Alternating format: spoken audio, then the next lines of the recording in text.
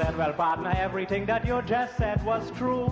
Money today have no value. And if you argue, people going to say that you're funny and tell you how you can't eat the money. It's true, you can't push the money down your throat, but people still not getting the money's worth. And the vendors and them so fierce, they just raise the price when something gets scarce. 90 cents a bunch of Cressel, pak choy is $2.50 a bundle. 75 cents. 90 cents at that time for a handful of Cressels? I wonder what's the price now, like $5 or $6, right? All right, we'll discuss that at another time.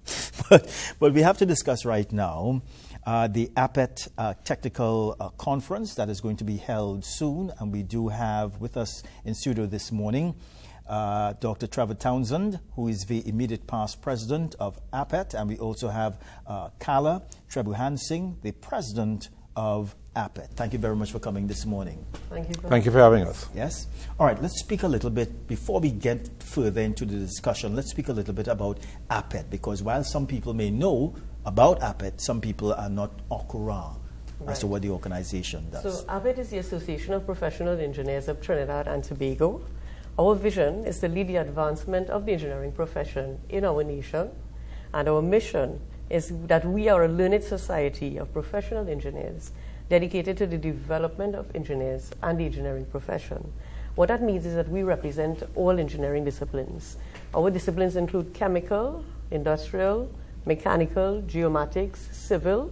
Did I miss any, Dr. Townsend? Well, yeah, the others, petroleum and electrical. Correct. And computer engineering as well. Correct. Yeah. So we are the umbrella body for the development of the engineers in Trinidad and Tobago. We have been around 65 years. This year we celebrate 65 years in existence. And I'm pleased to report I am the 4th female president of the association in our 65th year of existence. Yes. That's what you. All right. Dr. Townsend, let's speak a little bit about this technical conference. Yes, well, we're very excited about it because it's the first one that we've had for the last 6 years. As you know, well, we had the situation with the COVID-19 lockdowns, etc. So we're very happy that we started planning last year, and we are shooting for a fantastic 2-day conference. We are going to be at the Hyatt Regency, and as you say, it's on May 14th and 15th. And we have an action-packed 2 days. The theme of the conference is Engineering for the Future, Green, Equitable, Intelligent, and Integrated. And we have some sub-themes coming out of there because our papers, we have 38 papers and presentations planned over 2 days. We're going to be operating in 2 days on the first day and 3 rooms on the second day, so that, as I say, there'll be simultaneous presentations happening. Our sub-themes are sustainable development for small island development states, energy and energy-related industries, resilient, safe, and inclusive engineering infrastructure, artificial intelligence and digitalization in manufacturing processes, and then, very important, engineering education and ethical practices, because ethics is a fundamental requirement for engineers. Yeah. So that we have a bumper load of speakers. Our keynote speaker is the Honorable Minister of Planning and Development, who has graciously agreed, Penelope Beckers, to be our keynote speaker on our first day. And that is very critical because, as you know, that ministry is really the nexus of the national thrust in terms of COP27, COP28, and our whole attempts to be sustainable in the face of the global climate crisis. So it will be very, very important that we hear from the minister and we interface with her in terms of how we, as a nation, can move ourselves towards more sustainability. We also have, on our second day, our keynote speaker will be Professor Emeritus Clem Imbert, who is our most recent recipient of the Order of the Republic of Trinidad and Tobago. And Professor Imbert is a internationally renowned scholar in terms of his basic initial work was in meteorology. In fact, he did some work on the steel pan acoustics and steel pan, the metals within steel pan. But he is also a premier lecturer, researcher, and teacher for technological and engineering education. And he is going to be addressing us. We also have two very interesting sessions with Dr. Hayden Fulong and engineer Guillermo Chavez from SMP. Hayden is a former president of APETT. He is also a fellow of the association and the CEO of PowerGen. And Guillermo Chavez is from SMP, and they deal with the whole question of energy transition in small island development states. And this is really what we are doing. We in Trinidad are trying to negotiate our energy transition to more environmentally friendly energy, etc. And then we also have a special workshop put on by Professor Emeritus Winston Sweet. And Winston Sweet is well known for his work on infrastructure and development. And he is going to be speaking about ethical practice and professional ethics in engineering. That is a must. As an engineer, part of your continuous, just to become registered as an engineer, you have to demonstrate ethical practice. Yes. And part of your continuous education is that. And then we have 35 papers on interesting stuff, like, for instance, a siphonic energy wave device, a device which allows us to get energy from the ocean waves. Mm-hmm. We have a paper on using sargassum as an energy source, right? So we have those kind of papers that are going to be throughout the conference as we move towards, as you said, green, equitable, inclusive, and integrated engineering. Yeah. Madam President, who's this conference for? This conference is not only for members of APETT, but the general public. And there's a virtual aspect of this conference as well. And we're hoping to go up the islands to Jamaica, Barbados, St. Lucia, and so forth. So it's for everyone of us. But Dr. Townsend, why is this an opportune time to be having such a discussion? Has there been a disconnect when we speak about engineers and the environment and so on? Well, not so much in the minds of engineers, but I think that this conference allows us as engineers to come together to share ideas on the latest work that has been done. Right. There's a lot of engineering work being done in this country. And not only in maintenance, but also in design and research. And this conference allows us to bring that to the fore. As you know, in exchanging ideas, you get new synergies, you get new ideas coming out, you get ways in which you can bring ideas into practice in a faster way. So it allows us to do that, bring those ideas to the fore. Some of our papers are being done by some of our top postgraduate students of our university, because we are doing this in collaboration with UE and UTT. And some of the papers are being done by some of our former postgraduate students of UE and UTT. And they'll be bringing their research into the public domain, because a lot of their research has significant practical implications. And there's a way of us to bring that forward, because we all are trying to work towards a more sustainable situation.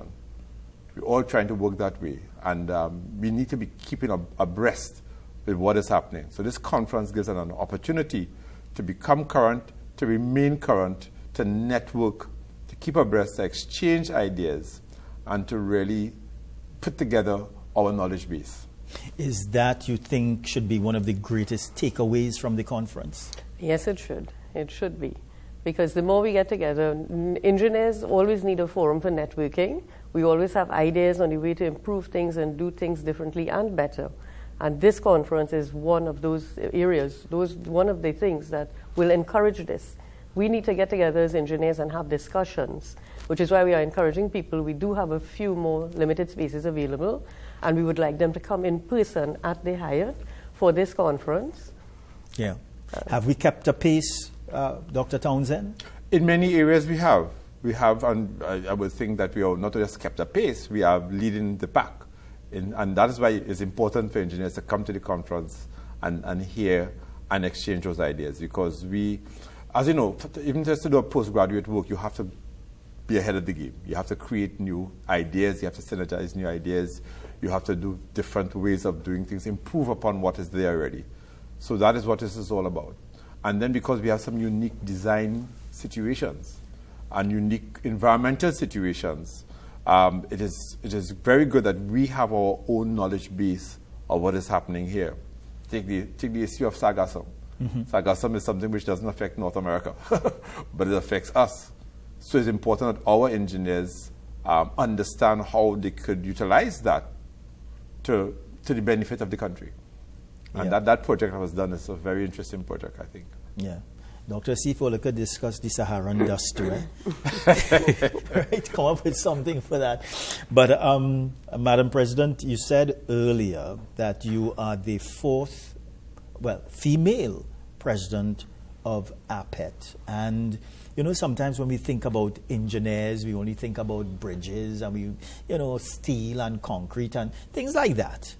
But there are so many other areas to engineering.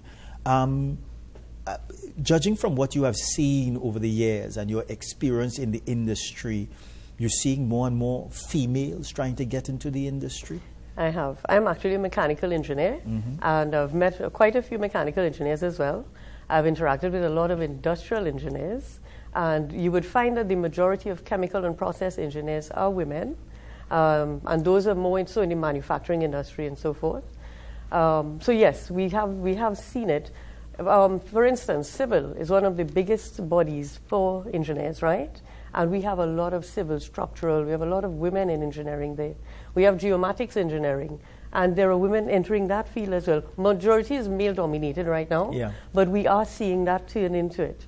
So it is really an honor to be the fourth female president of a body that is 65 years old and male dominated, Yeah, Dr. Townsend, this is an education for me and other people here this morning. I'm hearing about geomatics. I've never heard about it before.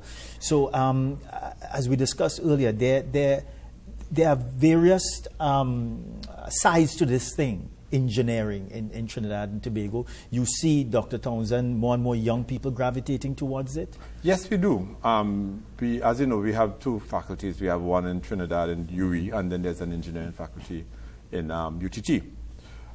We have, basically UE has chemical engineering and its subspecialties, civil engineering and its subspecialties, geomatics, electrical, and mechanical engineering and industrial engineering and their subspecialties. And students can go there. They will be able to in their final year, do even more specialized work in a special investigative project and on a design project where we do hands-on. And by the way, APETT is heavily involved in helping the students by mentorship and by really helping them to do that transition as they move from being an undergraduate student to be what we call an associate. Because engineering, to really become a full-fledged registered engineer, and that's what we are promoting, that all engineers who are practicing become registered engineers. Now, APETT doesn't register. The Board of Engineering of Trinidad and Tobago is a regulatory body. They do the registration. APETT membership, it should be a first step. And we will take you as a student member. When you graduate, you can become an associate member. And you imagine you're an associate member, you're working, you just started your first job, you're interfacing with senior practicing engineers, and you're beginning to understand what the whole profession is about. You could ask them difficult situations that you may have, and they would have had some experience. Then you go from associate to full member. And by the time you're a full member of APETT, you're ready now to be registered as a board registered engineer. You have your engineer, you get your stamp, you can certify your documents as being properly certified. And it's important that anybody who's acquiring engineering services ensure that the engineers that they are hiring are board registered. That says that person has reached a level of competence, they have the academic qualifications, they have the experience, they have shown proper ethical practice, and they're ready to service you.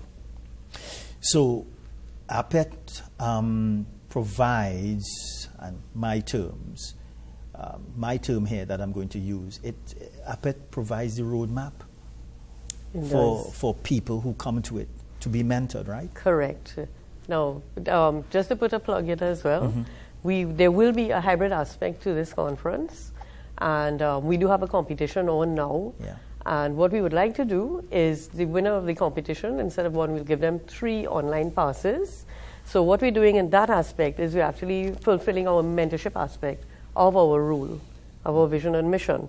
So that is how we are also helping with the seamless transition from student into member, associate member, and so forth. So we're going with that. And if you will allow me, of course, let me do a plug for the conference itself. So remember, it's May 14th and 15th. It's at the Hyatt Regency. We have a few in-person spaces available. The cost for member at this stage is $2,500. The cost for non-member is $2,750. And again, we will be offering the hybrid aspect of it. The online cost we're looking at right now, it's $125 US for one day and a bargain price of $199 US for both days. Now remember, the advantage that you have with this is the papers, the 38 or 35 papers that are going to be presented. Once you are in person, you may have questions that would not have been answered at that point in time in the presentation. So you would also have the opportunity to not only interact with your peers, but interact with the presenters as well. And I tell you, when engineers get together, it's just brains all over the place. It's really, really fantastic. Dr. Townsend can attest to that. I'm sure he can. Because we also have in the conference, we have, apart from the breakout lunch and breaks, we also have a cocktail evening on the Monday evening, on the first day's evening. And again, that will be a chance to interface and to get some more information. Ladies, gentlemen, we just have about 30 seconds again. Right. Final words. So 8 a.m. to 4 p.m. On the 14th, and then cocktails 5 to 6 p.m. and 8 a.m. to 4 p.m. on the 15th. We look forward to seeing every one of you there at the APETT conference. Dr. Townsend, where can people get additional information? Well, we have a very simple website. Yes. And it is www.atc.org, atc2024.org. So it's very easy to remember. And of course, the APETT website also leads you straight to that. So even if you don't remember anything I said, if you type in APETT and you do a search, it's going to put you on the APETT website and it's going to put you straight into the conference. I would hate to think, Doctor, that they have not remembered anything you said. But Madam President, Dr. Townsend, it's always good to speak with you. Thank you very much for coming this morning. We wish you all the best for your conference. Thank you very much. Thank you for having us. Thanks for having us. We are going to a very short break, everybody. We're coming back. Thank you.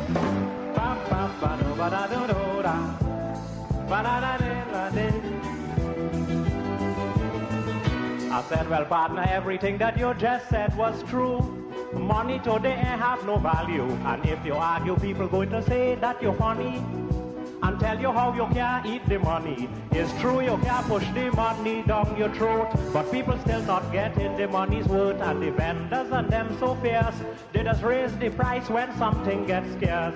90 cents a bunch of crystals.